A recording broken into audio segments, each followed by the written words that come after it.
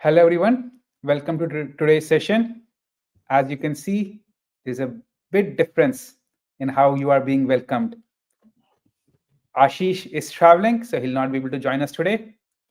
So today it will be me, Sharik, Shashank, and Parna who will be hosting you. And yeah, the topic is for the technical track, managed AI ML services, and for the behavioral track, how to answer your failure or how to share your failure stories in the interview. While you are waiting for everyone to join, as a custom set by Ashish, I'm going to ask you a question and you can respond on the chat. And this time the question is more about how is your preparation for AI/ML certification going, or the AI practitioner certification going? Have you already given it? Are you planning for it soon? Have you booked your exam? We are sixth week into this batch. We have two more after this left, and we would like everyone who is joining this BESA by the end of it have the AI practitioner certification. So please let us know that where are you in your journey for your AI practitioner certification.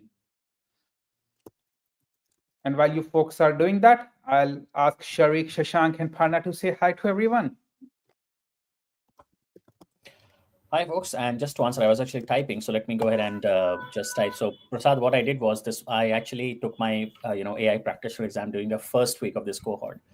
And yes, I mean, I can see what we have. In fact, that has helped us as well. That to kind of keep it in line with what is being discussed in the certification, what you are evaluated upon. So yeah, I think most of us have done it. I think, if I'm not wrong. Oh yes. And then I did we it have a couple of weeks before BESTA. I think Ashish did it a couple of weeks before me. Parna also did it. Shashank, I'm sure you also had the certification. So yeah. One unique record I had was I did it on the very last day and probably in the last few hours of when beta was about to expire. There are lots of people who did it on that last day.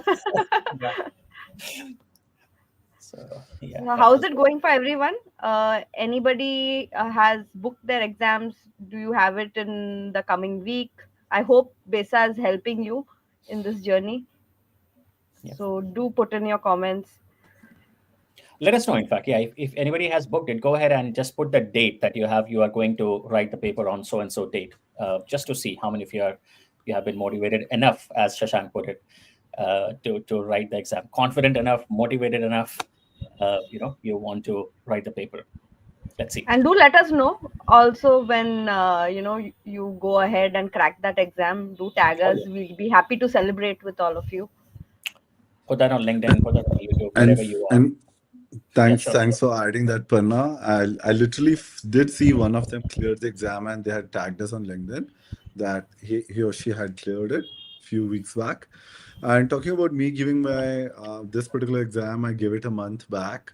And in fact, my first track, which was about Bedrock, honestly, I would say it was with the mindset that if you watch it, it's sufficient enough for you to understand what it takes to make it happen. Yep. So I didn't, explicitly say this will come, this may come, but I was intentionally touching that again and again there. And I continue to do so while I'm here today. So if you're attending the session, do understand we do leave some cues out there and try to pick them up. It is going to help you out. Yep. Yeah. I think as all four of us have done it, I think somewhere around that line, we tend to pick up those topics. So just pick up on that and use those as a hint for you to prepare. Yeah. Quick question I had, Shashank, for you while we are kind of, setting up and waiting. So, you are working as a solution architect and you, I guess you are the right person to answer this question that how AI in the last few, no need to do that. Maybe a year or two, how it has changed, when you talk to the customers, how it is different when it used to be, let's say in 2022 versus 2024, as an individual. What are the differences you find in those discussions when you sit in boardrooms talking to customers, CFOs, CEOs, CTOs, whoever? Sure. Firstly, going off the record, I was about to say that, me myself, I used to challenge things saying that this may not go well or this would be POC. It may end up in POC. Like 2 years back, it was all about POC, taking credits, building something. Everyone was with the intent of, hey, I want to try it out. Yep. But many of them, they left it at the initial stages only. Very few people I saw, they were able to convert that POC into something real, and there was an impact to it. And did see many of them using Gen AI in the real workloads or in the real scenarios, and they're able to make it out.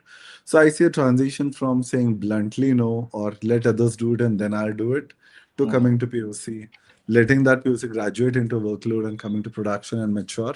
This is what I have been seeing, or have witnessed, and leading me specifically adopt those services more. Perfect. So that was a transition. Great, Shashank. And I think the same perspective I can get from Prasad, because Prasad, you as a principal solution architect, you deal with very commonly with C-level folks. So obviously, they don't go into the nitty-gritties of the technical aspect. So from the decision-making level, what are the changes you see when you have these discussions? So most people want to understand what is happening in the AI landscape and how that can help their businesses, and that is really important. So I don't have a conversation these days in which there is no AI as one of the topic, right? Obviously, other topics are important, but industry is moving very fast with the whole AI technologies, and every company and every industry would like to stay on top of it and see how, not only just for the productivity, like one part of AI is definitely productivity, it increases the overall productivity, but there are other parts which helps you with your overall business, and that's the kind of discussions we do have quite commonly. Okay, interesting. Cool. I think without further ado, we will leave the floor to Parna and Shashank so that they can continue with the technical topic. And I see few people have already scheduled. Few people are preparing for their SA associate, which is great. Few people are preparing for SysOps. That is awesome. And there was a question about hands-on experience required to crack a certificate. For AI practitioner, it is still fine. You will be able to probably go through without getting, but having hands-on experience always helps. So do practice, at least open the console, click few buttons, see how we're going to do. In the next session, we'll plan for a end-to-end hands-on lab with one of the AWS AI services, so that you can have a full look, and we'll provide you with a self-paced labs that you can practice on your own. But for any other certification like SA Associate, Developer Associate, SysOps Associate, there is no way you can clear without hands-on experience. It's impossible. So you'll have to have that experience. Okay, with that, I'll go off camera and I'll let Parna and Shashank take over the technical track for today. All right. So can you see my screen share, Shashank, and everybody else? Yes, I can. Yes. All right. That's great. All right. So welcome, Shashank. So as usual, I'm here to help you understand the AWS AIML managed services. We had a couple of sessions with Ashish and Sharik, and where I think you got an idea about SageMaker, Bedrock. So I hope this interaction with you will be helpful. And I'm going to be sharing some tips about how you can use AIML managed services to cover your common use cases. Hope that helps. All right. Surely, So let's Parna, definitely helps. And let's get started here. Thank you. sure. All right. So while we're starting, I'm again going to brush up on what we have already covered. So it's just like a reiteration of what we've done. So we initially understood what is AI. It is a technology which mimics a human like behavior, right? And within AI, we have a branch called as machine learning, where we are actually training a machine with data. We are training it to think like a human. It is going to pick up some trends and data patterns. And these are simple models which can be used for classification, it can be used for forecasting, predicting things. But as we go deeper into ML, we have something called as deep learning, and that uses neural networks. There are multiple layers where we are passing our data through, multiple iterations that we go through, and it picks up different patterns. Now, within deep learning, then we have generative AI, where we're actually going to generate new content based on what the model has learned. So, in the previous models, the most simplified machine learning models, we were not creating new content, right? We were just inferencing or predicting things or classifying or categorizing things or forecasting things. But generative AI is that category of deep learning where we are actually creating something from our previous knowledge, right? So this was the background that we had. Now, again, going through some of the places where AI has helped us or can help us is the first thing is customer experience, right? So wherever we have customer interaction, we can increase the engagement level. We can do personalization. We can have chatbots and virtual agents which can increase our productivity. So that's one place we saw. We saw another place where we can add on to the human element. So we will not have a totally ML agent working for us. We'll combine both the human as well as the ML component and make the human more productive. Okay, so for example, we can do text summarization, we can have FAQs, which can help the human boost their productivity. Of course, we have the third place where we can optimize and make our business processes better. So you must have heard of things like AI ops. What are we doing? We are basically introducing an AI component to our operations to streamline it better, right? So this can be done for anything like demand planning, for example, predictive maintenance, for any kind of inspection that we are doing, where a human factor can take its time. So we introduced a AI factor to it. And plus, the last part where we can use AI ML is when we are introducing innovative products. So we can combine it with generative AI capabilities and make it even more innovative, which will probably make us stand out as compared to our competitors. So obviously there are plenty of use cases, AIML use cases, and I would suggest that all of you go through this use case explorer. If you want, you can scan the QR code. And why this is important is you will notice that in your certification exams, there will be a lot of scenario based questions where your application of services will be checked. Okay, so you'll be tested on, do you know which service will be used for which use case? The more and more use cases that you go through, the better you will understand the application of each, right? So hope that makes sense to you also, Shashank. I hope no questions so far. Yeah, yes, Pana. So far, so good. Just wanted to understand, like, then what if I deploy my own model, or if I'm like, hey, I want to use ML, and what would be the challenges you feel may come across if I'm thinking about, in that particular direction? Can you help me route, or can you help me understand, like, what challenges may come up in my near future, and how do I take care of them? Sure. So first thing is, before you get onto your AI ML journey, Shashank, you will have to decide whether you have the relevant machine learning skill set in your organization, in your team, right? So based on the level of knowledge and the expertise, you will have to pick and choose whether you want to build a machine learning model from scratch, and you can use services like SageMaker, or you can build it right using frameworks like PyTorch and TensorFlow.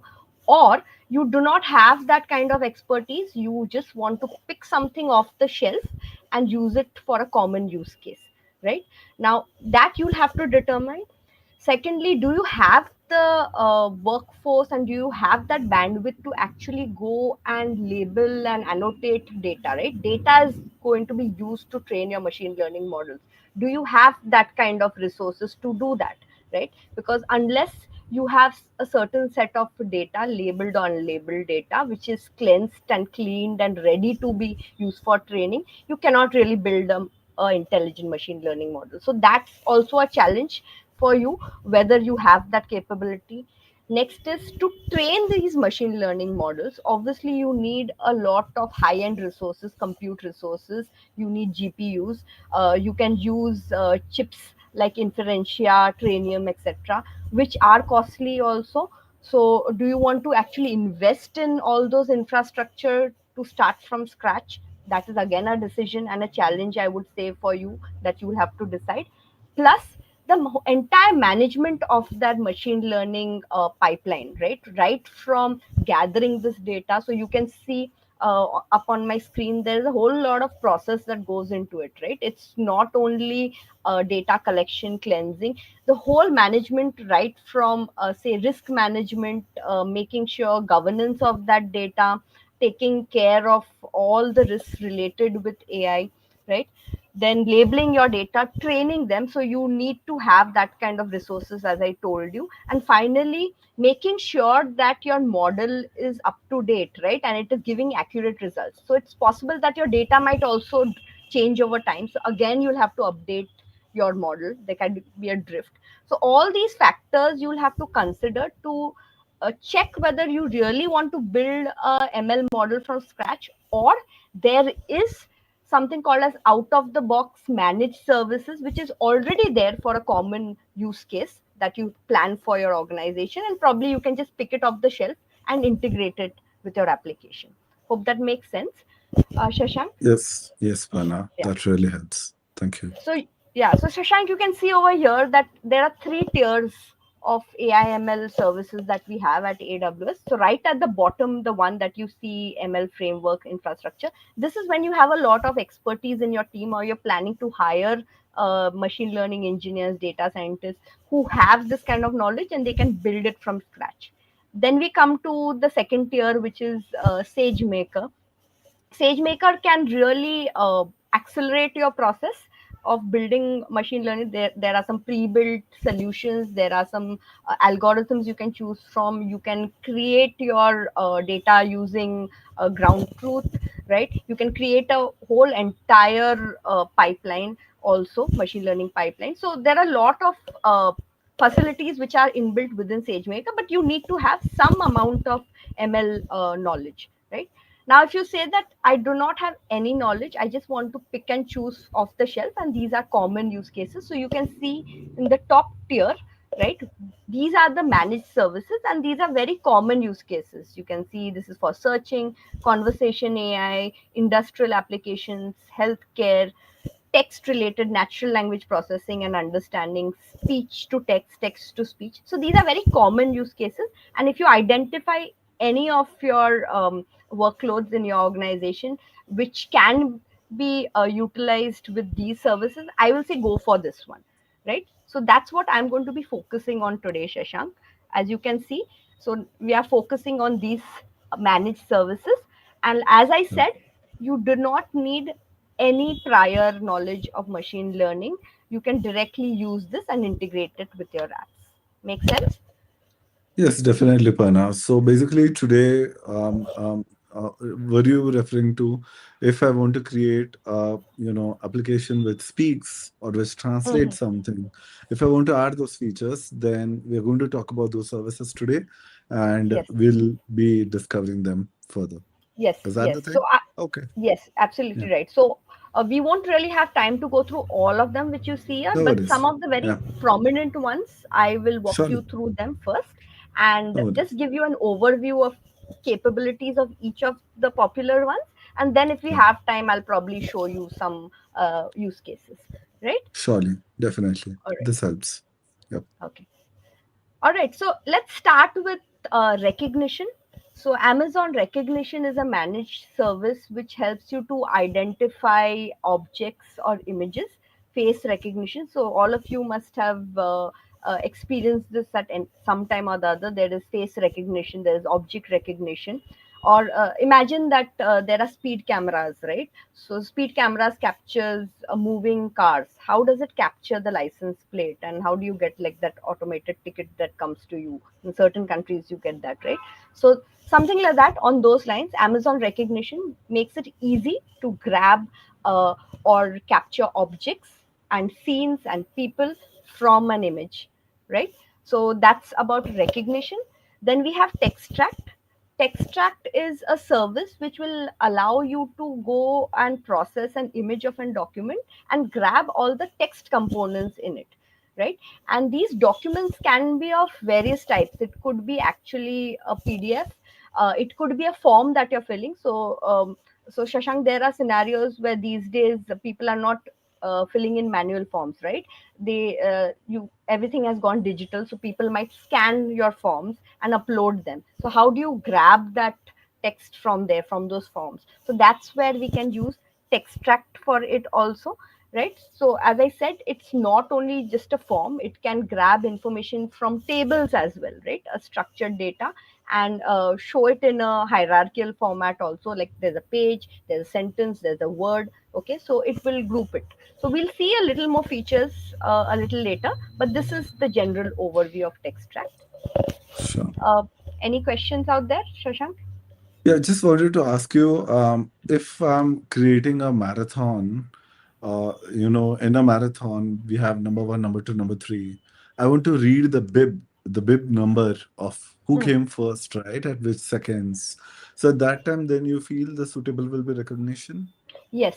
Yeah, so Yeah? recognition will be able to identify Yeah. the Okay. number. Yeah, Okay. Okay. that's when it will So, be and yeah, and then when we are talking about OCR forms or medical form fills and correct. everything, at that time extract will come into picture. And you Correct. said it able to, detect your PDF and it's able to pass those documents well, right? Right. Yeah. Okay. So it is Okay. an advanced level of OCR, that is Yeah. optical character recognition. So Yeah. traditionally OCR was very basic, rule based, but this is Yeah. more advanced. So it is highly accurate. It is faster, and I will Sure. say it can process larger volumes, right, as compared to Sure. the traditional OCR, right? Sure. Make sense? That All really right. helps. Yeah. Good to go ahead. Then we have Amazon Lex. So if you want to create conversational AI, voice based, text based, you want to integrate it with your contact centers, call centers, right? So you must have seen this virtual agents or chatbots built into your applications, web based or your chat based applications, right? And they can ask, you can ask them some questions, and there are frequently queried questions from customers, and you'll see you'll get very quick responses, or it will route you to the right queue. All this intelligence can be built into Lex. In fact, the technology that is driving your Alexa, a lot of you must be using Alexa. Shashank, you must have used it too. That is the same technology that is used here, that is powered by Lex, right? And I'll probably show you that there are certain features these days. You can integrate Lex with knowledge sources and knowledge bases. You can combine it with the capabilities of Gen AI as well. So you can connect it to a knowledge base using Bedrock, and very frequently asked questions can be done too. In Lex, you there is a Visual Studio, so you can literally drag and drop and build it. So just in a couple of minutes, you can create it. You can put in a natural language instruction to create a chatbot also in Lex. So it's got really advanced from what it was initially. Yeah. So that is about Lex. Then we have Comprehend. Now, what is Comprehend?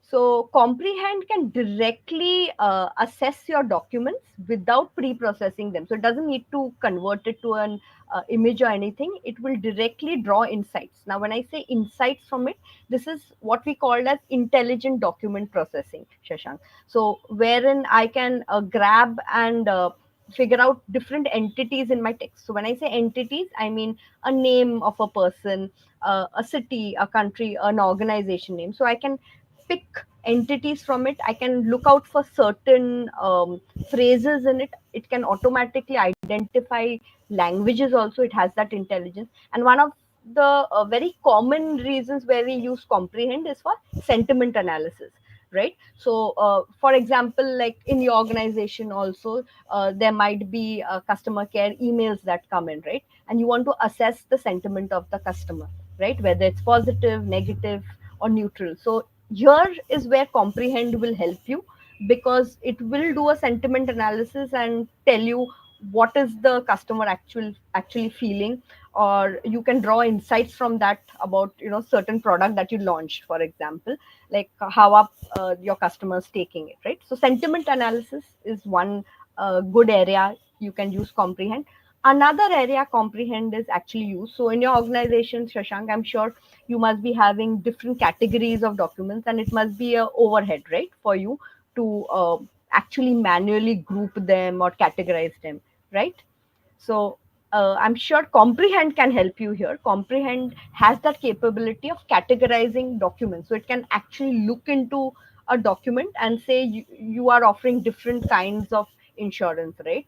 Okay, so there'll be people who will be claiming for a personal insurance claim, somebody's for automobile. So how does it categorize? It will actually categorize and put it in the right slot, right?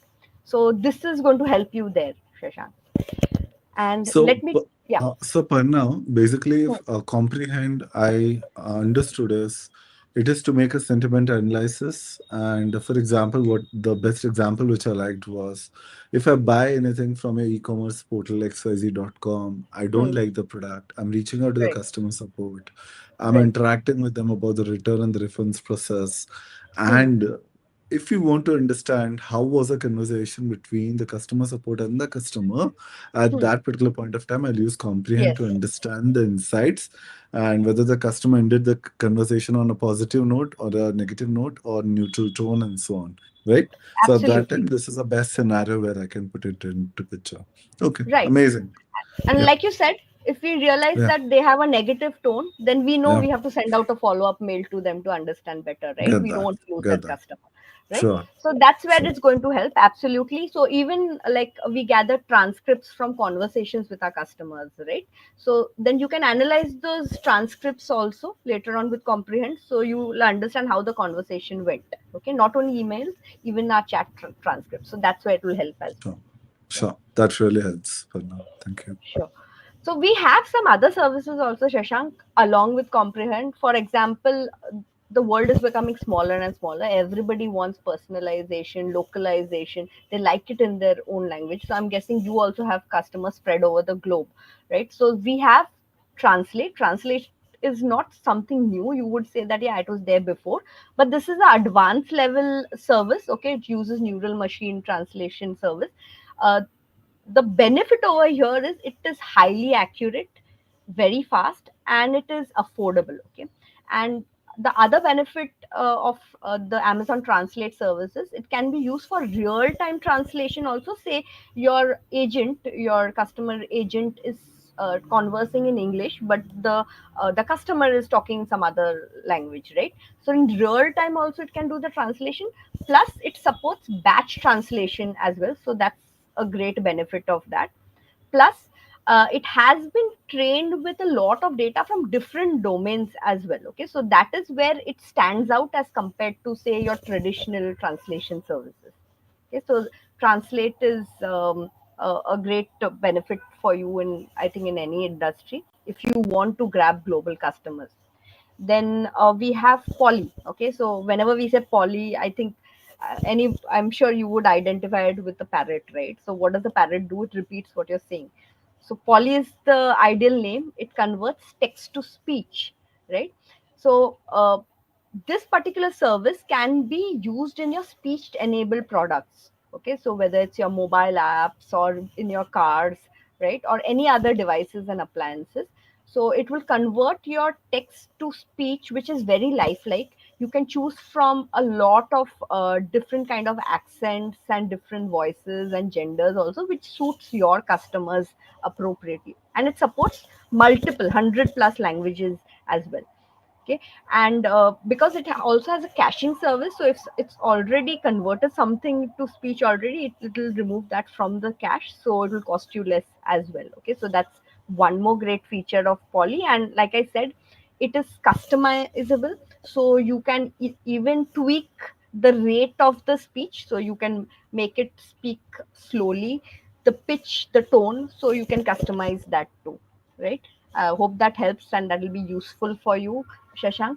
And Yep. just like Polly, there is transcribe also. So transcribe is the opposite of what Polly does. This is speech to text, right? So I remember when we were discussing, you have some use cases in your organization where you want to actually capture the interaction between your support agents and your customers, right, Shashank?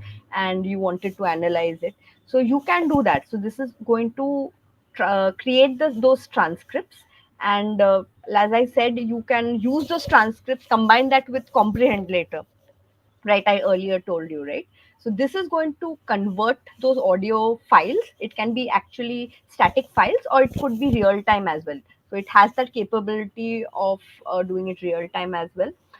There are other advanced features also. So you can actually go and filter out certain words. So it's got vocabulary filtering also. So you want to keep a check on profanity, right? So you want to make sure that certain words are not included when you transcript it. So that is one thing. It will also detect your language, right? So it's been trained on millions of hours of data, right? So that is making it really powerful. Okay, so I hope this information was useful. Shashank, anything else you want to add or ask? Yeah, I just wanted to, summarize it. Hmm. Translate as itself says it is going to convert my web page into the language which is supported by AWS, right? Poly would Mhm. be for text to speech coming into picture, right? Right. So, do you have something like accessibility that you can add this service and it will convert it into the language, and Poly will help you convert your web page into MP3. This is what I need to. Is my understanding correct?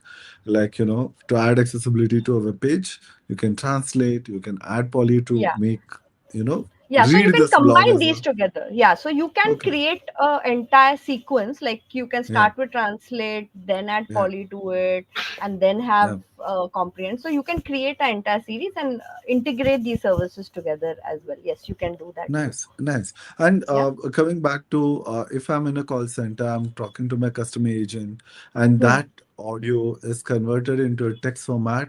At that time, I'll be using transcribe, right? Yes, yes. And I So, just forgot to mention to yeah, you, Shashank, that yeah, sure. obviously audio quality is not great all the time. So Yep, transcribe is such a service that even when you are in a noisy background or you yep, have an accent, okay, so it's yep. intelligent enough to pick that up also in a noisy background. Lovely. So that's also a great feature. And you might say that, how do I know it's actually, because I don't understand that language. Yeah, Has it actually done it correctly? So a good yeah. feature about transcribe is there is a confidence score that is associated with the words that it has, if it's there Oh, even in lovely. translate. So, Yeah, a confidence score, folks, is basically if you have a confidence score of say zero point 0.9, that means the yeah, ML service is telling you I'm 90% confident this is exactly what it is. But if it is very low, say zero point 0.2 or yeah. zero point 0.3, that means it's not really sure. So you know that you will be a little, there's a red flag. You have to be doubly sure. You can introduce a human in the loop. In that case as well, if it's a very critical decision making process that you're doing based on that. Make Okay, sense, Harsha? that's really amazing. So basically, it's like if there's a low confidence score, I can Hmm. add a human in the loop. Yeah, Yep, and I can get yeah. it validated. Do you would is that a service again, or are you going to Yes. introduce any other service there, So there is, or I'll I'm have not to do going it to be, manually? yeah, talking about it Yeah, much, but the human in yeah, the loop process, there is something called as a augmented AI service, yes, so when there are critical decisions which have to be made and you cannot, for example, rejecting or accepting a claim, right? yeah, Or yeah, rejecting, accepting a loan application. So you don't want your machine learning service to make wrong decisions. So if you want, you can have a human in the loop which will yeah. review the confidence score, right? Okay. So yeah, so that service is also there. Yeah. Okay, that's really amazing. So basically, thanks a lot.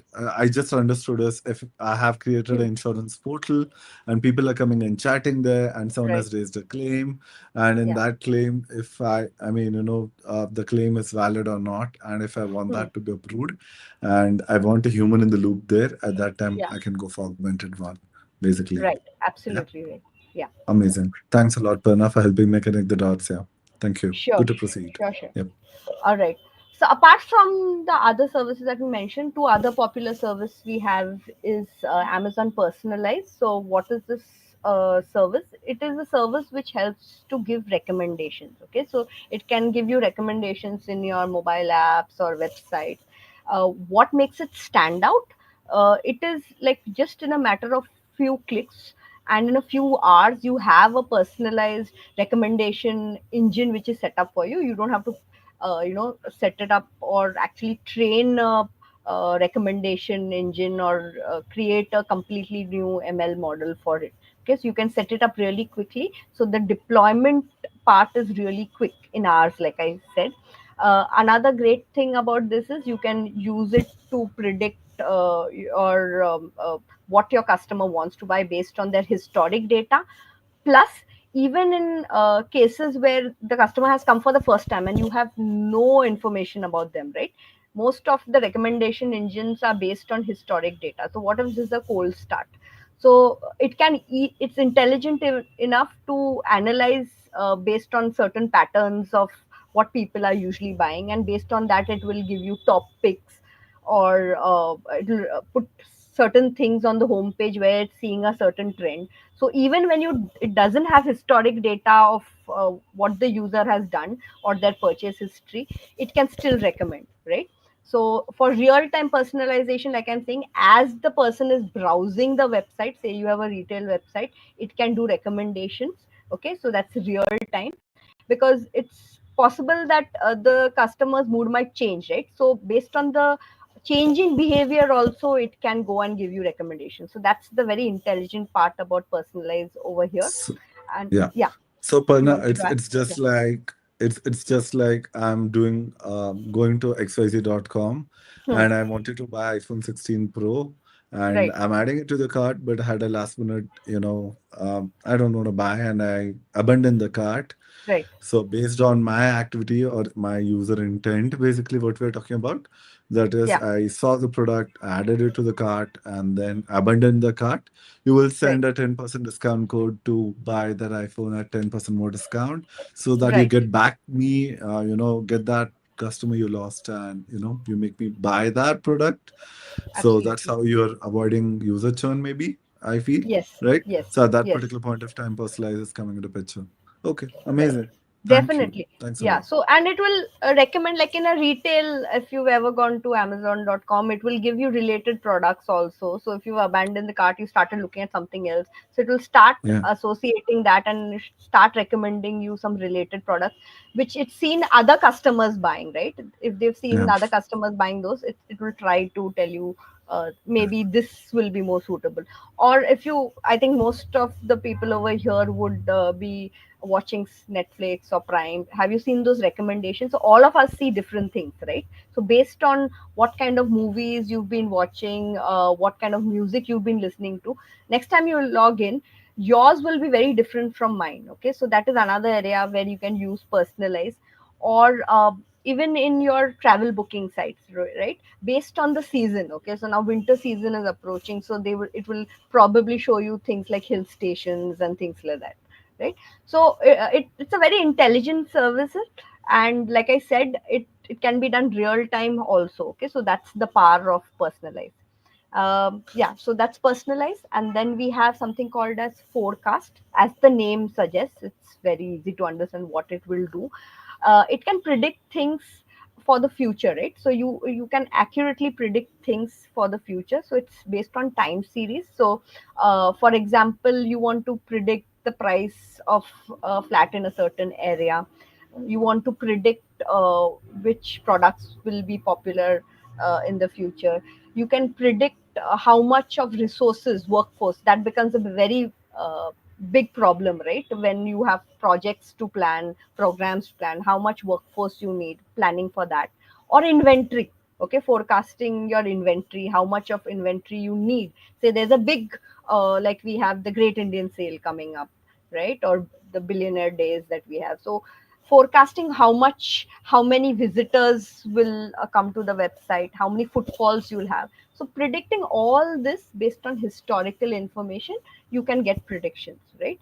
So this is where forecast can really help. Hope that makes sense. Shashank, any Yes, questions there? Parna. Yeah, just wanted to validate my Hmm. understanding that if I'm a seller on Amazon.in and if a big sale is gonna come, you will Hmm. tell me, hey Shashank, if it is 2024 right now, 2025 planners, if I'm selling or calendars I'm selling, you will Hmm. say Hmm. based on previous year's purchase and based on our Yeah. prediction, you need to stock this much up and that will help me, to be in stock, right? And at that Yes. time I can use forecast. Okay, Yeah.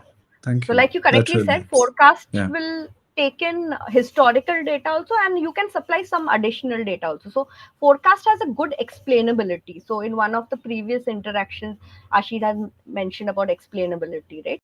So explainability of a ML model means you can actually figure out what was the reason you got a certain prediction or a certain output. So you can make out using forecast that what was the dominant factor. Was it the price, whether it was the holiday season, whether it was the type of weather at that point of time? You can figure out what led to that decision also. So it has that good explainability as well, which is a lot of organizations want, because they need to know that how did it come to this decision. So that's where forecast shines as well. Yeah. Thank you, All Panna. right. That helps. All right, so I see that we have about 20 minutes, so I'll quickly run through a little deeper into some of these services. So we already looked at Comprehend, but just to give you again a repeated view of all the capabilities. So you can see Comprehend, as I told you, it's a highly popular service. You can use it to gather sentiment analysis for automated email processing, like I gave you an example, routing of support tickets, right? Whether it is a billing related query, whether it is some troubleshooting you need, or it is to do with your account closure, for example. So it can even understand that what is the intent. So Shashank, like you rightly mentioned, Comprehend can also grasp the intent from these documents or chats or email, right? One great part about Comprehend is it can identify or mask the PII. Okay, so we don't want identifiable information like your name, date of birth, or personal health information, also PHI, what we call. We want to mask that, right? So it can identify those as well. So that is another good feature which I missed mentioning earlier, right?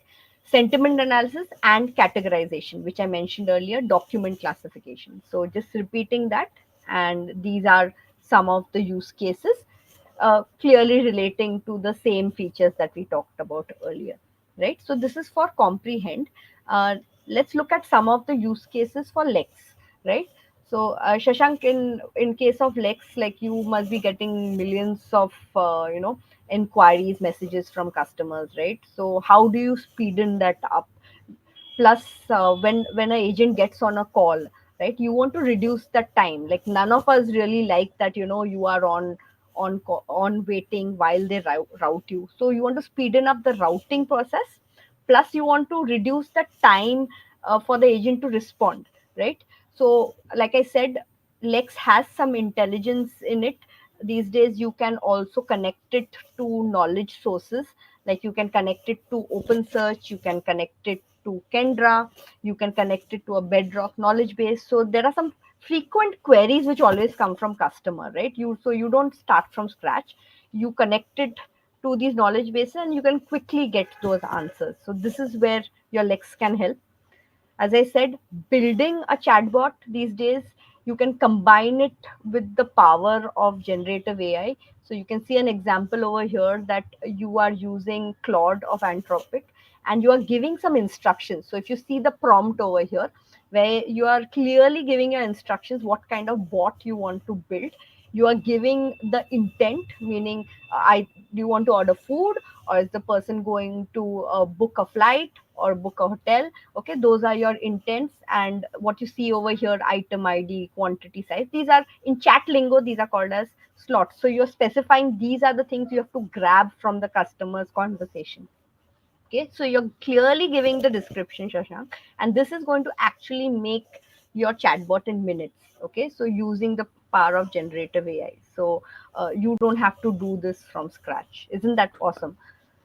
I was about to come there. Firstly, it's really awesome. Good to know that. Yeah. I was about to come there. Hey, we are talking about ML services. Where is this GenAI gone? We are in GenAI track.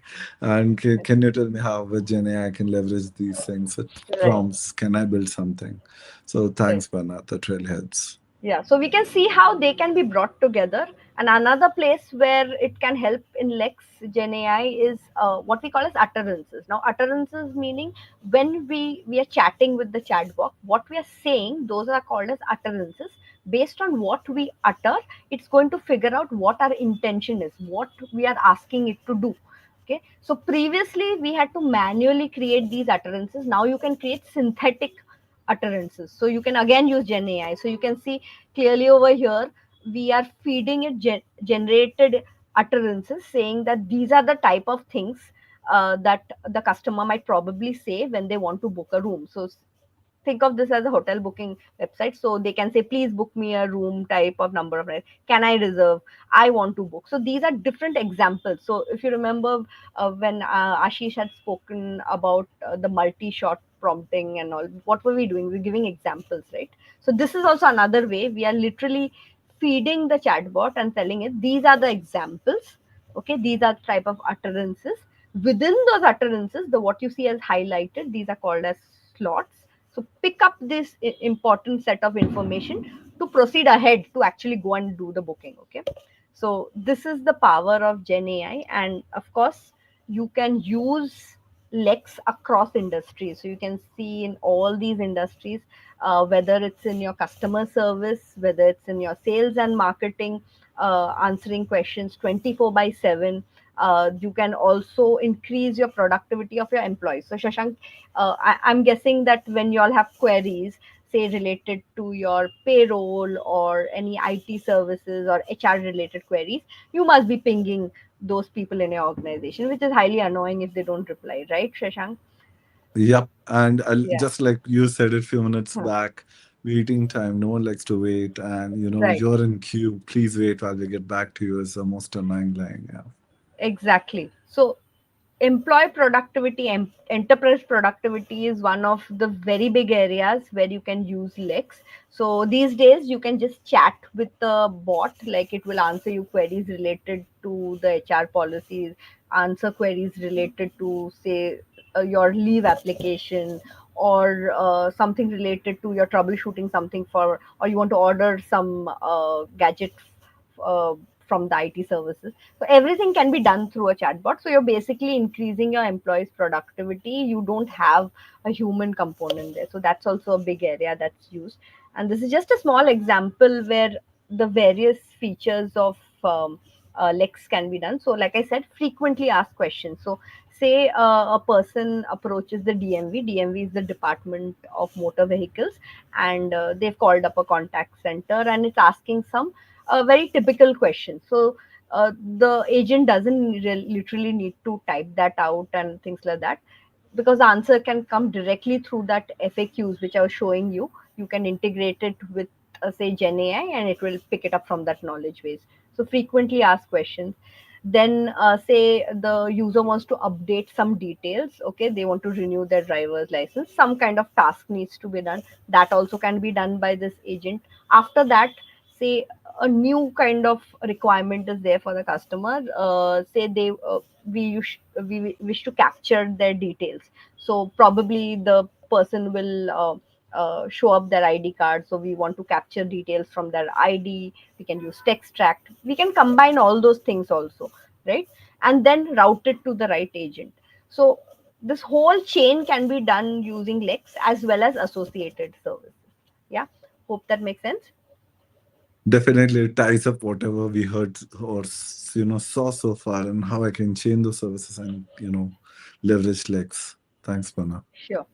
So now let me come to like we were talking about transcribe. Now, uh, like I said, we had speech to text models before, right? It's not that it's something completely new that's come in 2024, but the technology that was used before was before we had foundation models. Okay, now that was dated before that. These days we have foundational models, like we spoke about earlier in some of our sessions. We can leverage those. The speed at which the transcription conversion of that speech to text happens is very fast. Okay, so that speed, the accuracy, also we can combine it with intelligence like Gen AI. Okay, so right now this is what the change has happened. Previously we didn't have those capabilities when we were converting or generating transcripts. Now we have these, right? And in these transcripts there are a lot of intelligent features. In these transcripts it can actually pick up punctuations, capitalization. You must have seen that auto generation of captions and subtitles for your videos, right? That's a very common requirement. It can do that as well. Important part is vocabulary filtering, like you want to filter out profanity. uh, you want it to even detect some PII, so you want to block that information when you're creating the transcripts. It is also intelligent enough to understand which language, so you don't have to specify that, hey, this is my input language. It can detect even the language because that's how it has been trained. So a lot of capabilities within transcribe, right?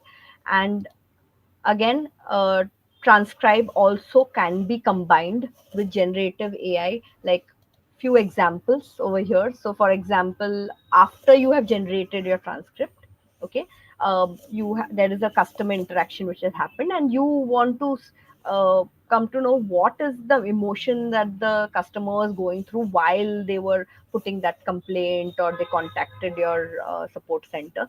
So you can use generative AI for that, right?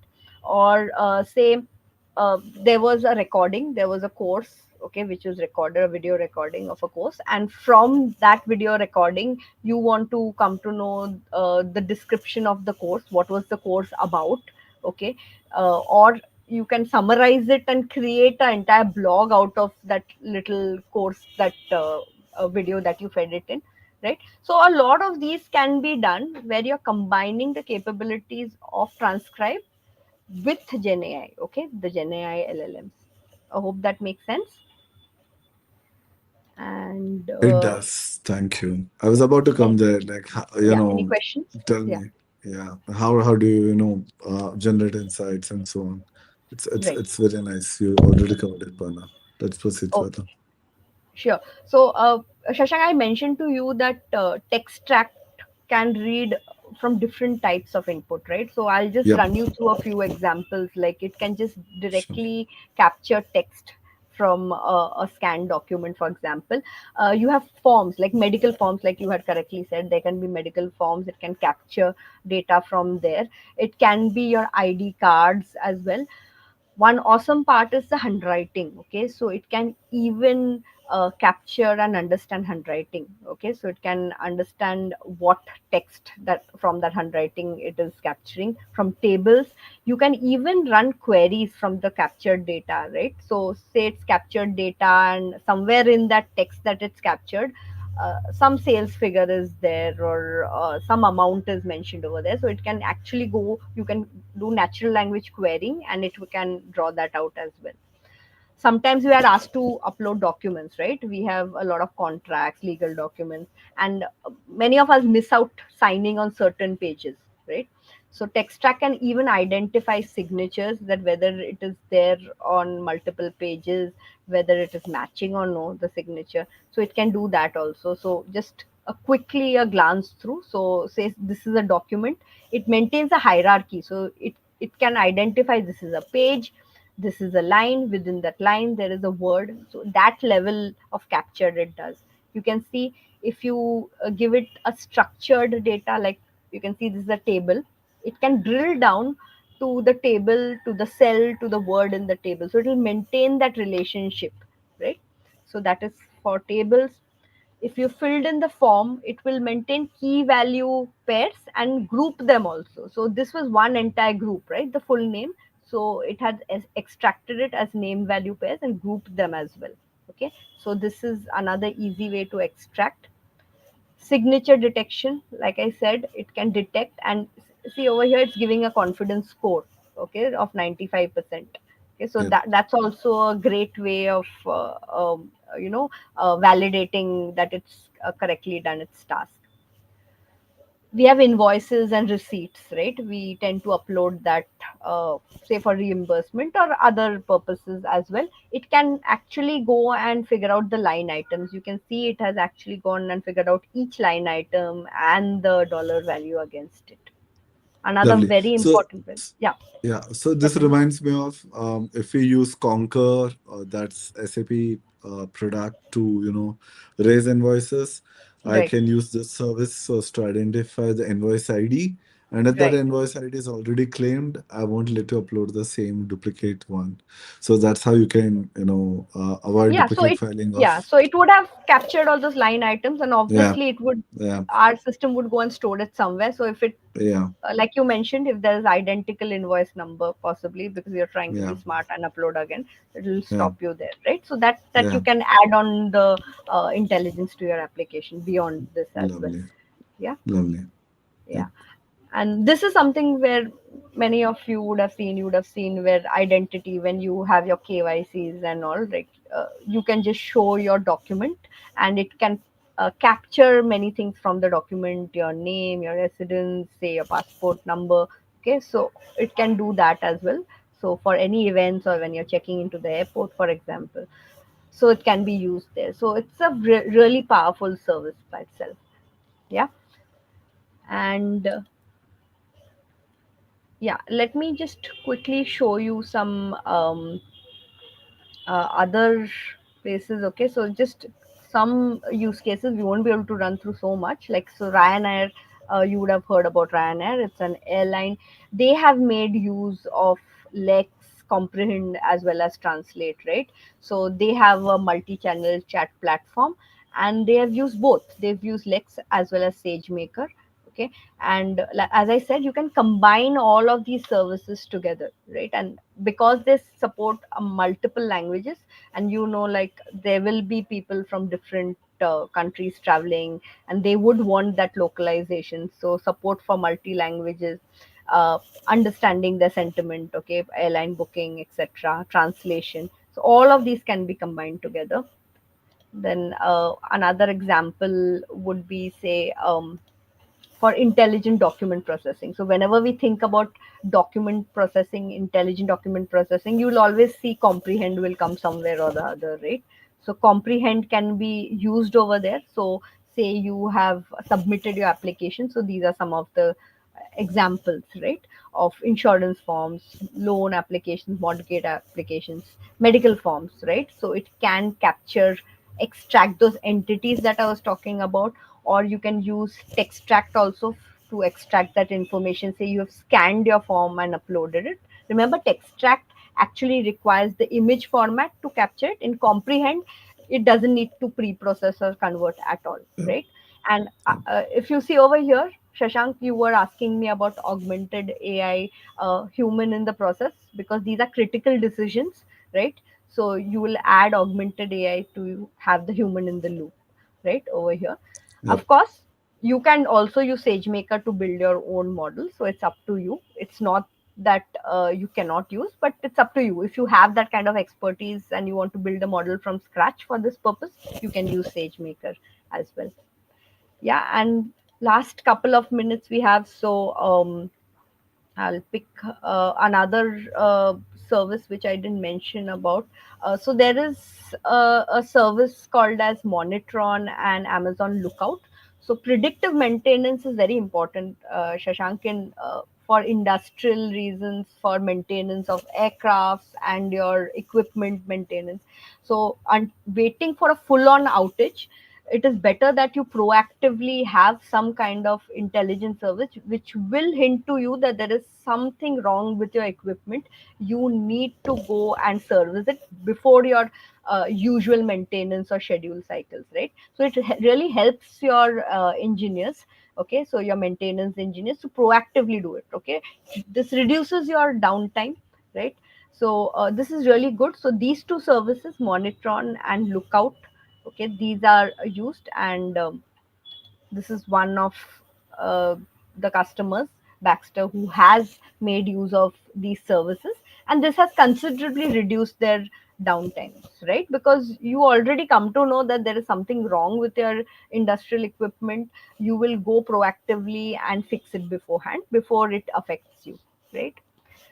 Yeah, so that's about it. And I think, Shashank, hopefully I've covered a lot of services. We have a Yep. lot more, so feel free to come back to me if you have questions about other services as Surely. well. Surely, surely. I would say, firstly, thank you for, bringing these use cases. helping it stitch back like how I can connect those services and how Gen AI comes into picture, and certain important keywords like if I have to create conversational applications, I'll use Lex. If I have to Yeah. convert text to speech, translate comes into picture, and so on. Yep. Right. So Right. Absolutely. So you can see this particular, I didn't have a chance to go through this, but you can yeah, see in all these industries, very common ones, gaming, social media, yeah, e-commerce, you can combine all of these, right? So if you see yeah, the most popular ones, recognition, transcribe, yeah, comprehend, translate, all of them can be used together, right? yeah, And like you mentioned, again, combine that with Gen AI and make it even more powerful. yeah, yeah. All right. So thank you so much, Shashank. So I hope to see you next week. And yeah, you will also be building some great things with us. And over to Sure. you, Prasad and Sharik. Thanks, Parna. Thanks, Shashank. Yeah, and a great overview of all these services. Yeah, I would like to reiterate these services, specifically these AI managed AIMS services, are really important for the AWS AI practitioner certification and in general. So yeah, dive deep into them. With that, let's switch to the behavioral track. Hey, Sharik, I'll also share my screen, and I have, it's tradition. I do, like prepare slides while the technical track is going on. So I did prepare something very quickly. But yeah, overall, the idea in this session is that we would be talking about, uh, give me one sec. Let me see if I can do this. Yes. And then chime. No, not chime. Whenever there's a call, think about chime. Let me present my screen. Peril of working with a single technology for so long, right? But I think we do, Yes. Chime is, yes, obviously the primary tool, but Yeah. I Yeah, mean, we have Teams also now, but still. Teams, we have True. WebEx. I remember taking a lot of session on GoToWebinar, so we Oh, have, but of yes. course, the internal Yeah. one is of course Chime. So, yeah, we'll be talking about weaknesses and failures. In fact, initially we thought we'll be talking about the failures, but Sharik had this idea about not only just failures, but we should also talk about weaknesses, because one of the common question is, tell me about a weakness, right? Something like that. That interviewer do ask you about what is your strength and what is your weakness. So strength, people are really good at answering, but weakness, that's where people stumble. So we'll talk about both of them. I do have few examples also. Let me start with this. There are, obviously, as a person, you'll be having multiple weaknesses you might be having, but a good weakness to share in an interview should have some ingredients, right? It should be genuine and not damaging your candidacy. It should not be like, you are saying something that is a strict no for the job role you're applying for. Secondly, it should be like, you should be showing self-awareness that you understand that it's your weakness. It should not be a blind spot. It's like, you understand it's your weakness, and then you are showing that you are taking some steps to work on it. You're trying to improve. So if you have these as an ingredient, if it is a genuine weakness and you're admitting that, you're yes, I know about this and I have been working on this and these are steps I've taken, then you'll be able to, come across as a person who is trying to earn trust of the interviewer. Very So important. Sharik, what do you think? Any points that you would like to add here while person shares a weakness about themselves? Yes, I mean, the first point, which you have mentioned, that's the most important point, because when we talk about weaknesses, the first thing is that you always have at least 2 to 3 weaknesses. Never answer, I don't have any weakness, right? So I'm like super, that's like the immediate yellow flag for anybody, right? So never say that kind of thing, like, boast. Same thing goes for failures as well. Like, never say that, oh, I have not failed and ever. That is not the right answer at all in these interviews or in any context for that matter. And yes, make sure when you're talking about the weakness, it is something not directly related to the job role. I mean, the example I was thinking in my head when you were talking, when you were introducing this, like, for example, let's say I've come from the support roles, right? And one of the very common thing in a support role is 24/7 shifts, where you're supposed to come sometimes, let's say early morning or late evening or maybe night shifts.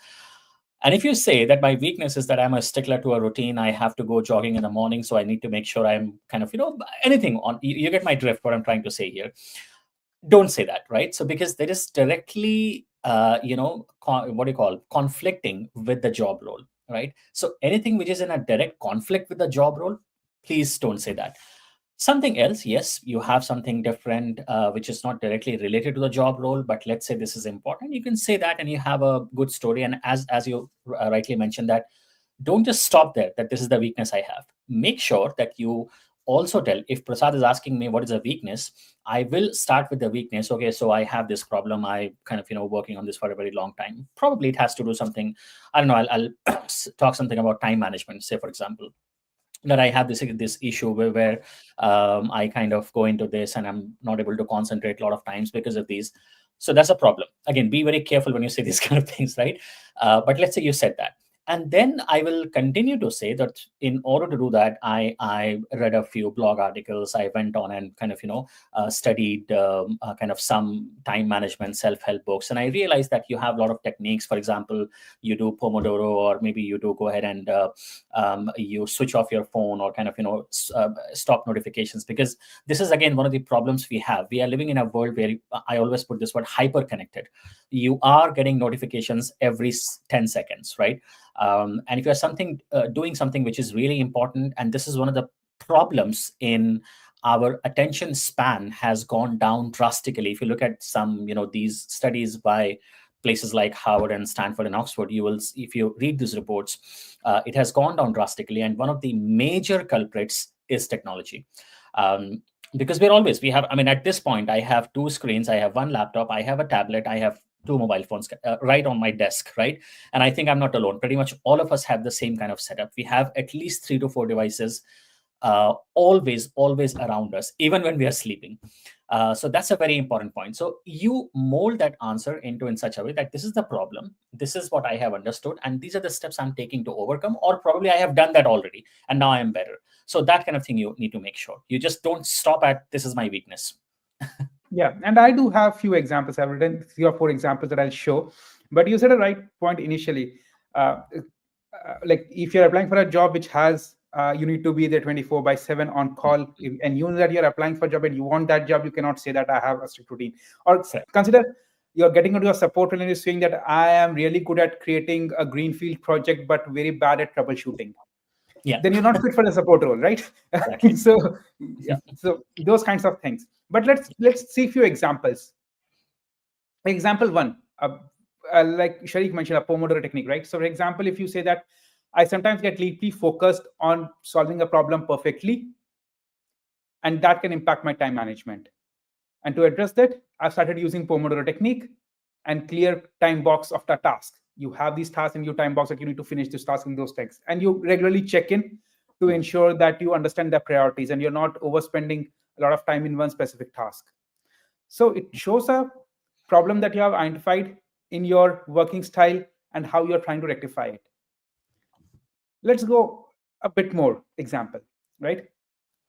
Now this, if you want to show yourself more vulnerable, which is fine, that you struggle to ask for help. And this is something that even I used to struggle, ask for help, mainly thinking that what other people would think about me if I ask for help. I need to figure it out on my own. Yes. But it's very different when you come in, like corporate or engineering culture, or for that matter, in any all these tech companies. The more you ask, the more you collaborate, the faster you grow, the faster you'll be able to do things.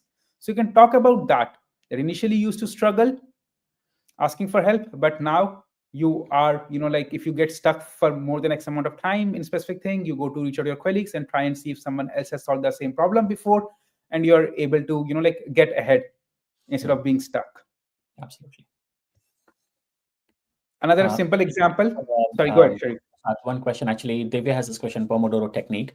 Divya, that's a time management technique. You can just go Google or YouTube. You have a number of very interesting, very nice videos and blogs which explain this. To keep it short, it's basically a technique where you work for 20-25 minutes and then take a break for 5 minutes, and repeat this 4 times, 5 times, 6 times, 10 times, depending on you. The idea is very simple, that as a human beings, we are not designed by God or by Almighty to work for 10 hours nonstop. That is not how a human body is designed. You work, like extensive work, focused work, take a break of 5-10 minutes, then again work, then take a break. That's what the whole technique is. Go ahead, watch some YouTube videos. You have tons of very good information available online, which gives you how to implement this and tips and tricks around those things. Go ahead and do that. Yeah, it's really helpful for doing a deep focused work. Like in those 25 minutes, you try and put your phone away and everything so that there is no notification that can disturb you, those kinds of stuff. Another example is like, for example, if you want to look at a specific skill, for example, you can say public speaking wasn't my strong suit. And that was true for me even before joining AWS. I used to be very, fear, I would say, like very afraid of going on stage or speaking in front of hundreds of audience. I would have never done that. But after joining AWS, I had no option. I had to learn that skill. So yeah, I did not join Toastmasters. I did, I'm just giving an example. I know a few of my friends who have joined Toastmasters. And again, Google Toastmasters. It will be available in almost every parts of the world wherever you are living in. There will be a local chapter. And it's a very good platform for you to learn public speaking or go and express yourself. But I practiced a lot in front of my colleagues and my friends and family. To help me get and this is something that you can always say, because not everyone is born with good writing skills, good public speaking skills, and those kinds of skills. So you can always talk about that, and then you can talk about the steps that you've taken to improve it. Correct. I think this is something related I can relate to very well, Prasad. Just to have an anecdote for everyone's benefit is that as I was working for the training team. I was one of the trainers, right, with AWS, and I'm talking about maybe 2 years back when we were hiring a few. We were expanding our team in the UK and Europe, and the challenge which we were facing was that we had folks, the candidates who were coming in for interviews. They were very good technically, but not so good when it comes to the presentation skills.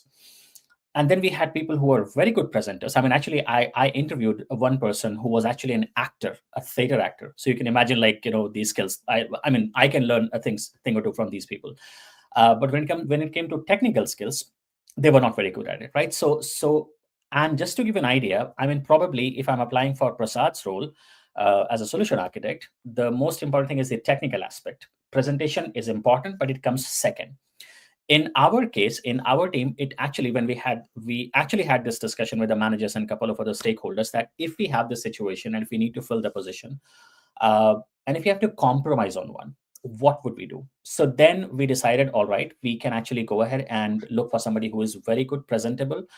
Of course, there is a minimum benchmark to the technical ability. You can't just hire a non-technical person, but as long as the person is at that level, not an expert, but let's say the person is very good in handling people and in front of, let's say, because for a trainer, you could be in front of an audience of 10 people, you could be in front of an audience of 500 people, or even more when we are doing webinars and things like that. So handling the audience and having that stage presence is very, very crucial for a trainer. So depending on the role, again, you need to be very careful what we are talking. And this is where you basically highlight what you're good at and which is relevant to the role.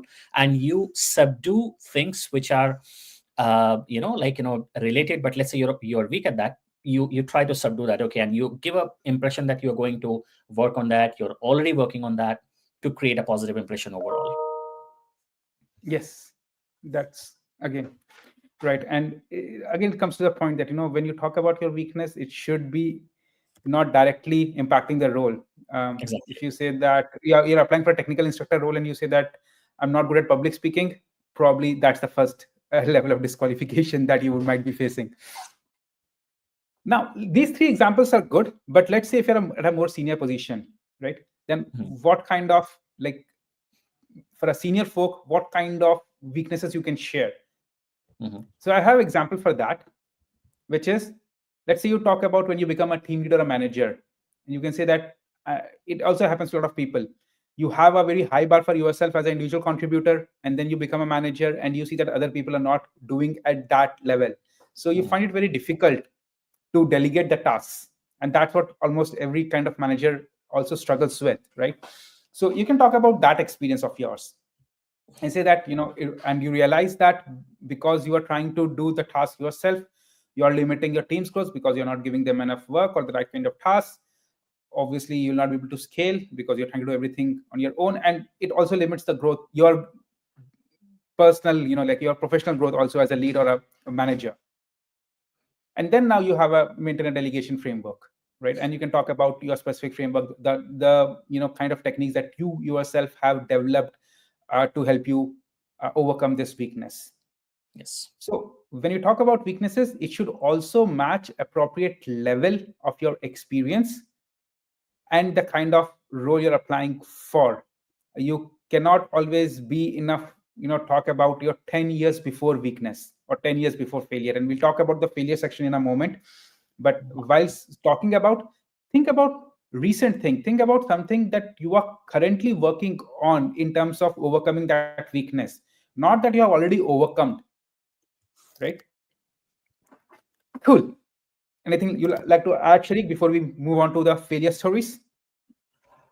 No. I mean, I think we have covered Good. all these things. So again, as I said, Yeah. start with a story which is not relevant directly to the existing job role, and continue there. Make sure you make it a point to highlight the fact that you are working on that, or you have already kind of have a plan to work on that. Don't stop just by saying, "Oh, this is my weakness." Never do that.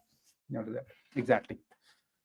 Cool. When it comes to failures, right? And this is where the behavioral interviews comes into picture. And this is where it's really important for you to earn the trust of the interviewer. And there can be questions like these. Tell me about a time when you failed to meet a deadline. What did you learn from it? Yeah, describe a project that didn't go as planned. And that happens quite commonly in IT. Like, I don't know any project that has went perfectly as planned, right? How did you handle it? And what do you do differently if you do it again?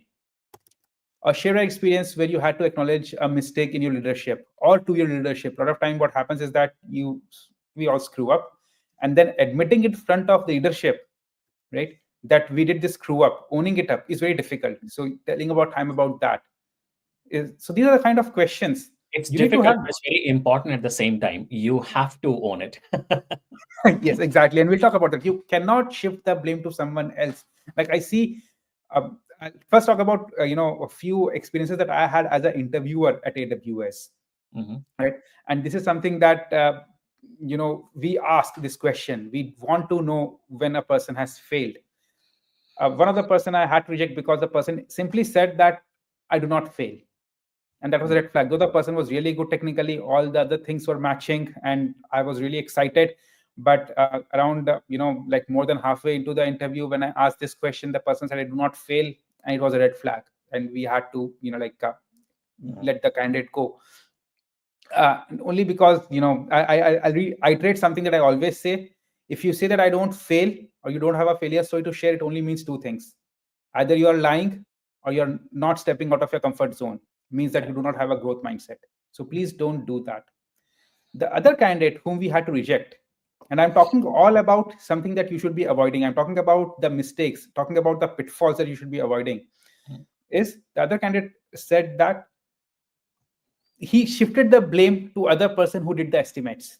Exactly. The person was missing the deadline, the delivery deadline, and said that it was an impossible estimates that were given. So that person did the estimates, and I was just given the task. I tried my level best. I did everything that could have been done, but still it was a failure.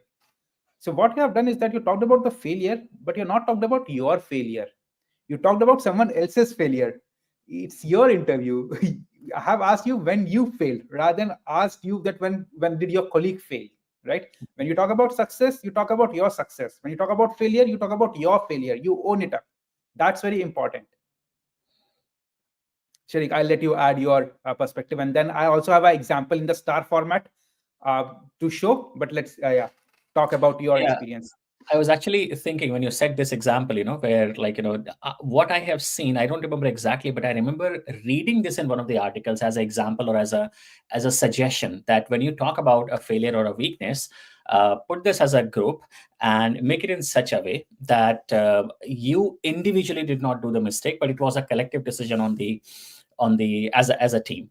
But here again, it's very important how you portray, because if you are part of the team, no matter if you and I, or let's say Ashish, all of us are working, if there is a failure in Besa, say for example, it's a collective failure and all of us will own it. It's not that, oh, it's because of Prasad or it's because of Ashish. I cannot say that, because I was there in the room when we are discussing, when we are talking, when we are brainstorming. So I can't just say, oh, no, this mistake was because of Prasad. So when you are owning the, they have this saying, right? You celebrate the success together and you own up the failures together.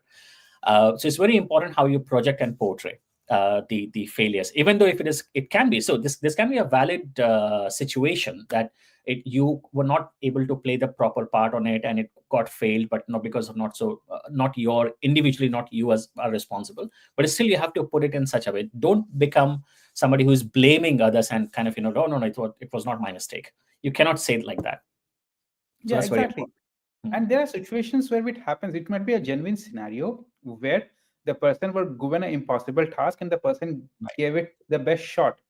But if that happens to you, first of all, this is not the right answer to share for this example. This is not a right example to share for this question. But even if you're sharing this, you should be putting it in a different manner where you fail in voicing that the estimates were wrong. That is your Yes. failure at the beginning. You find what you could have done better rather than telling what other person could have done better. Exactly. Right? It's about, I understood that the estimates were aggressive. I tried to flag in, but I realized by the end of it that I should have been more vocal. I realized that I was not able to influence the right stakeholders to give us more time. And those are the ways that you can talk about your learning areas where you have your potential to grow. Again, like failure, and then add it with did you learn, because we all fail, but the most important aspect is what did you learn from that failure, and to make sure that you don't repeat the same thing again. Yeah. Cool. We'll quickly go through an example, and I know we have just 10 minutes left. So in a start format, usual, what we do is we talk about, and this can be answer for any of these questions or any other question in terms of failures. It's all about how you tweak the situation in a way that it fits up the question. And generally, you have one or two stories of failures handy, and depending upon what kind of question is asked, you kind of help rephrase it. So in my first role as a team lead back in 2022, I was working for XYZ company, and I was leading a delivery of a specific feature. And you need to talk about why that feature was important and what was the dependency about it. So you add those data in the situation. But the simple scenario is that you were leading one of the delivery. Okay. The action was that you had to coordinate across 3 specific teams because it was a custom dashboard. So you talk about the front end, back end, and the data analytics team, total engineers. It shows the seniority that you were handling total 12 engineers across which you had to do. And you talk about the timelines, that it was an aggressive 8-week timeline to meet the Q4 sales commitments. Now, this is the action. So I'll skip this for the sake of the time. The action can be as simple as this. Like you talk about that I thought of a detailed project plan, divided work among others, held the weekly status meetings, so on. But you failed to identify the integration dependencies early enough and didn't establish clear communications channels between teams. So this is where you own up your failure. And you also hesitate to raise early warning signs, which we could have made up the time. Right? So you can talk about these things, but if you go a bit more in a structured manner and have more data ready, this is how you can have it the more data ready, the bullet points. Either you use it during the answer or you use it in the follow-up questions. That you approach the challenge of delivering this in 8 weeks timeline by creating a detailed project plan with milestones, deliverables, resource allocation, which is generally what a project manager does or a team leader does on collaboration. Implement the bi-weekly status meetings and stand-ups and all of those, setting up the Jira workflow flows, and having the technical architecture decisions ready. But the person also talks about what things the person missed doing. Failed to conduct proper dependency analysis. There were different stakeholders, 3 front-end, back-end, and the analytics engine. So you failed to conduct the proper dependency mapping. Didn't establish clear communication protocols across the cross-stream. Hesitated to escalate early warning signs, and underestimated the complexity of data integration requirements. And because of that, though the actions has shown the person's project management or leadership capabilities, but also highlighted areas of growth in risk management and stakeholder communication. And this is really important. When we talk about failures, we are talking about growth areas. So you talk about where you could have grown or how that helped you grow. And that's where the result comes into picture. that the product was launched 3 weeks behind schedule. And it's as simple as that. When it talks about failure, it need not be a catastrophic failure. If it is, you have an example, then why not share about it? Because I remember I once brought down one of the production environment, and I talk about that. But if you have not done, everybody would have missed a deadline, right? Simple talk about missing a deadline and what you have learned from that missing a deadline, so that next time you don't do the same mistake to miss the deadline. You would miss the deadline, but it should not repeat the same mistake, right? So, and causing a ripple effect for the 2 delayed dependent team deliverables. Experience taught me 3 crucial lessons. Always conduct thorough dependency mapping at the project start, right? And you talk about that. You talk about the stakeholder management of communication skills, protocols that you set across, and flag risks early. You just form it in a way where you talk about also these problems with a solution. I now use integration metrics and system diagrams to visualize dependencies. I implemented daily sync channels. I created a risk register. And at the end, so like this is a vague thing, but here you can actually talk about your own experience, that what you have learned, and in the next project, how you applied those and how that has helped you grow in your career. Right. And that brings up the whole loop, that you start with a failure experience, you talk about your growth areas, and then you talk about how you applied those growth areas, learned and growth areas, so that you filled those gaps. True. Yeah. So that's a whole example in star format, just to give. But yeah, Sharif, if you want to add anything. No, not really, because I think you have covered it such a nice way, like, star and every situation. And I think the important point here is that you have taken one example. I think all of us people who are in this room, they can actually, first of all, collate those 2 or 3 experiences, and then you can definitely convert in the same fashion what you have done, right? So this can be very easily done. But of course, this requires time and effort. We always say this. I think every single week we talk about this: practice, research, and prepare yourself. That's the most important thing. Most important thing. One thing is, first of all, thinking about your experiences. See, this is just a template, an example that shows you a structured manner to do it. But having your own example and adopting that structure is a skill that you have to develop yourself, right? True. And that requires time at every stage. First, thinking the right experience. Second, adopting this to create your own story. Third, practicing it, right? One thing is writing the story down. Other thing is actually speaking it out in an interview. And a lot of people do write it out, but when it comes to actually speaking in the interview, they blank out. They're not able to tell the story in a coherent manner. They, kind of start rambling. And that's where the problem is. Even if you have experience, even you have written them down, if you're not practiced enough, if you're not recorded yourself and listened to it to see whether or not you are able to understand your own answer, a lot of time it happens, right? Like I record and listen and like, what am I speaking? I need to get better at it. So those kinds of things is really important for you. That is also, I mean, I think you everybody must have heard this before, that recording yourself is a very, very powerful technique to learn on your communication skills. Record yourself, read a topic, or maybe just discuss a topic which you think you know very well. Okay. Pick a topic that you think you know very well and you can explain in the best possible terms, right?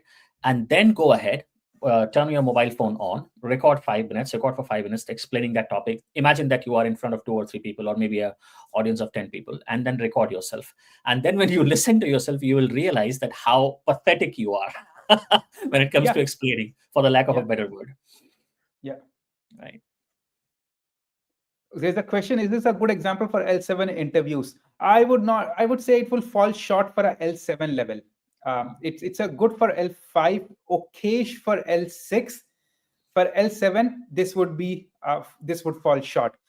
Now, people who do not know what these L6, L7s are, we are talking about levels at Amazon. But irrespective of levels at Amazon, I'm talking in general. If we say associate level, senior level, principal level. So at Amazon, L7 is a principal level, L4 is an associate level, and then we have levels L5 and L6. So these examples that we are talking about are mainly about, say, on the weaknesses side, the first 2 examples were L4s. The public speaking one can be a L5 or a L6. Even this would be more of a L5 and a L6. L7 has a different bar altogether. The principal levels have a different bar altogether. And if anyone is interested, Sorry, go One ahead, of the Sherry. most important things was, I mean, when it comes to, because I know this confusion can be for a lot of people. See, examples can be similar, but the difference would be the impact. What kind of impact you had, whether you talk about weaknesses, whether you give examples, because the impact grows bigger and bigger as you go from, let's say, L4, L5, L6, L7. L4 is typically probably individual level. L5 is more like a mentor or a team lead level. L6 is a senior manager level, and L7 is something which is affecting the entire project or an entire department of the company or something like that. So the impact level would be always go higher and higher. And I would say at L4 and L5, you will talk more about the technical aspects, the technicalities. The moment you go L6 and L7, you go more deeper into numbers, like what was the impact, the ratios and things like that. What do you think, Prasad? Am I on the right track there? You are on the absolute right track. I'll expand on it, but continue. I'll let you finish and then I'll expand on it. Yeah, no, that's what I had. Like, you go more into numbers, and again, see, because I've seen this kind of, transition, we always think in terms of technical aspects when we are like, working as an individual contributor. But the moment you become L6, L7, you are collectively thinking as a project person, as a project lead, or something on those lines. So the business aspect becomes more and more important. Technicality is there. Definitely, it's not something which is going away. But the business aspect, the business impact on a team, on a product becomes more and more important. Yes, exactly. So, and the scale, as Sherry started with, like impact, right? It has to be, as you grow in the level, it has to be the more impact. And I'll give you a simple example about the global scale, right? Something that I'll be covering very extensively in the interview workshop at different levels and how you can make the scale. But a simple example would be, let's say you helped one customer solve a problem. And that problem could be as simple as, let's say you help them bring 20% cost optimization of their AWS environment. As solutions architect, we do that, right? I'm just giving a small example here. That would be, believe me or not, L4 or a L5 example. It's not that if you have worked with a big customer and then you have helped them bring 20% cost. I'm talking about millions, like a customer, let's say, have 100 million AWS bill, and you help them bring 20% cost down, and you say that you help customer $20 million. Still, it's a L4 or L5 example. Reason, because you helped one customer. Right? Now, here is the scale comes. How are you able to use that to scale yourself? If you created let's say, a workshop out of it, if you created a best practice article out of it, that has helped other people in your company to use those techniques to help 10 other customers, that becomes your L6 level, right? And that's how when you keep on increasing this impact, that's you become a L7 level. And when I say keep on increasing in impact, the impact is not just about, now you're not talking about just your company, you're talking about the whole industry, right? And that's where it helps you. If you create a white paper of that has actually helped somehow think about how innovatively products can be developed, that would be more L7, and then goes beyond it. As an individual contributor, you can also go up to L8, L9 level, L8, L10 level at Amazon. Frankly, that's one of my North Star, because it's really difficult to do. And that's one of my aim, actually. So let's see how the journey goes. Definitely. I see one question. I mean, one not question, more like a comment from Chirag that Sharik, I have that experience recording myself and had a similar experience. You said pathetic speaker. so that's right. I think I've shared that example with everybody before in this channel, but my first sort of that exposure was, I think this was in 2022 when I was speaking for one of the AWS summits. And I forgot the name of the lady who is like, she's experienced or like expert in communication. She's always like, with us. And I had this 1 hour session to kind of just get the feedback and things like that in one of our Amazon offices. She works for people like BBC, National Geographic Channel, people like that, right? So and when it happened, and just to give you the context, I am already 2 years into the training department, training role, where I'm teaching and training public on a daily basis, and I consider myself a good speaker at that point in time. Okay, and that's when I started talking to her. I went into the room. She said, "Yeah, go ahead. Let's go get started. You start with the topic, connect your laptop, and then have those like 5 minutes conversation. Like you start, and I'll tell you what to do." I went into there. I started, "Hey, this is Sharik, and I'm doing this. This is the topic," and that. Within 3 or 4 minutes, she said, "Oh, stop, stop, stop, hold on," and then she replayed that recording for me. And then she every like 5 seconds, she's pointing out one mistake for me. Like, "This is what you did wrong. You should have walked like this. You should have spoken like this. You have ums. You have ahs." And all of those things are coming in one by one. And then I realized, oh, is that I'm doing for the last 2 years now? so so that's kind of a revelation for you when you because we sound very different. This is again a human anatomy. When you hear yourself normally, you have a different voice, but when you hear yourself through a recording channel, you sound very different to yourself. And again, you don't realize your mistakes when you are talking on the go, you're in the flow. You don't realize that, but when you listen to yourself again, you will understand. So do that exercise. It will take 5 minutes, folks. This is like, everybody go ahead and do that. If you've not done this ever, you will know what we are talking about. Yes, and I had a similar experience, and we have these speaker coaches that help us with AWS reInvent talks. So I remember Yes. my first AWS reInvent. It was like a two-speaker talk. Me and my co-speaker, we went into the speaker coaching, and in the entire hour, we were able to cover just the first 10 minutes Yes, because there was so much, and they're really good. They provide you like a very positive, exactly. I would say, negative feedback in a positive manner, Positive manner. right? So they have this art of providing you like where your shortcomings is in a very positive manner, and they ensure that you get it right, even if it takes like 10 times to repeat it, 20 times to Exactly. repeat it. So we were able to go through just first couple of slides, and because the first 2-3 slides, intro slides, and the first 2-3 slides, and it took us the entire hour to get that right. And that reminded me, right, that all these film actors, they keep taking this take 100, take 120, take 130. They keep doing it again and again, the same thing, till they get it perfect. And that's what it is, even for interviews, even for public speaking. The Everywhere. more you practice, the better you will be. Exactly. I mean, yeah, these are the skills. It's not just from public speaking perspective. This is going to help you in your general interviews, when you're talking to customers, when you're talking to your managers and peer group. You're taking let's say you are conducting a team meeting. See, communication skill is something. It's like everywhere, and you're going to use it every single day of your life, of your professional life. It's going to be there. So you cannot kind of undertone it. You have to work on it one way or the other. Awesome. I know we are, as usual, above the overall time. We try and keep it boxed in 1.5 hours, but we generally exceed by 5-10 minutes. That has happened again. But hopefully, this session was useful. And we have 2 more sessions. In the next session, on the technical track, at least, we'll ensure, because this feedback has come from few of the folks that they would like to have more hands-on.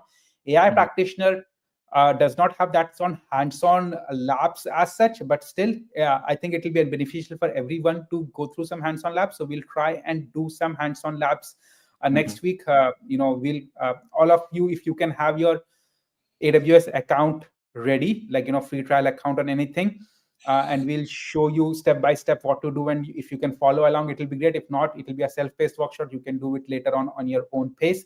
But we'll try and do. And in the last session, probably we'll try and have one mock AI practitioner test or something like that. But yeah, any feedback you have, feel free to please send us on the Discord channel, or ping me, Sharik, or Ashish. We are always there.